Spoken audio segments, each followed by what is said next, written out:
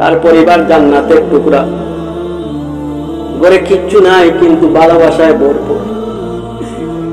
কিন্তু আপনার ঘরে লক্ষ টাকা আছে, কোটি টাকা আছে, জান্নাত নাই, শান্তি নাই, কিচ্ছু নাই। কথা বলে কারণ কি? ভালোবাসা নাই, বউর মধ্যে ভালোবাসা নাই, স্বামীর মধ্যে ভালোবাসা নাই। হাদিসের মধ্যে এসেছে যখন স্বামী স্ত্রী ঘুমাইব এক বালিশে যেন ঘুমায়। সুবহানাল্লাহ। কয় বালিশ? এখন বউ একদিকে ঘুমায়, স্বামী আরেক দিকে ঘুমায়। শান্তি কোথায় আসবে? কোথায় শান্তি আসবে? এই দেশের মধ্যে শান্তি কিভাবে আইব হুজুর? বলে তুমি তো কুরআন মানো নাই, হাদিস মানো নাই, তোমার ঘরের মধ্যে কিভাবে শান্তি আইব?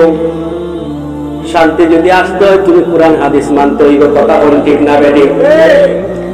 আল্লাহ রাব্বুল আলামিন বলেন, ও আমার বান্দা, তোমার সুন্দর ঘর চালানোর জন্য এক নম্বর হচ্ছে তুমি ওয়াজ করো।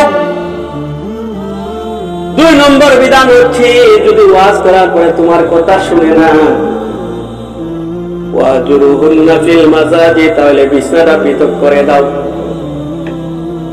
বলে বিছনা পৃথক করতে হইলে শর্ত রয়েছে। 1 নম্বর শর্ত হচ্ছে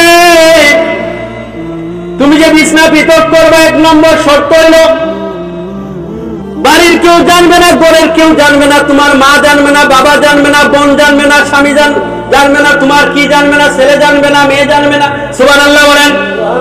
শুধুমাত্র তোমরা স্বামী স্ত্রীর মধ্যে এরা সীমাবদ্ধ থাকতে হইবে। আর 2 নম্বর শর্ত হচ্ছে এক রুমের মধ্যে হইতে হইব। কয় রুমে? 1 রুমে।